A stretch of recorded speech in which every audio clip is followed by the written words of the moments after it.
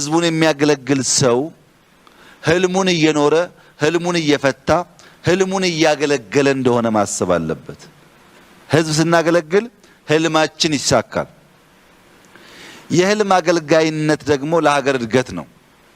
አንድ ሰው ህዝቡን ሲያገለግል ህልሙ እንደሚኖረው ሁሉ ህልሙን ሲያገለግል ደግሞ ለሀገር እድገት ይጥላል ማለት ነው። ህልም ያለው የማይቃዥ አርቆ የሚያይና አልቆ የሚሰራ ከሆነ ሀገር ያድጋል። ህዝብን ስናገለግል ህልማችን እንኖራለን። ህልማችን ስናገለግል ደግሞ ሀገር እናሳድጋለን። ህልም የሌለው ሀገር ከሆነ ኮሌክቲቭ ራዕይ የሌለው ሀገር ከሆነ እድገት አያረጋግጥም። አገልጋይ መሪ የብልጽግና ፊት አውራሪ ነው። ለመበልጸግ የፈለገ ሀገር ትበለጽግ ዘንድ ምኞትና ህልም ያለው ሰው አገልጋይ መሆን አለበት። ህልሙን ሲያገለግል ሀገሩ ያድጋል። ህዝቡ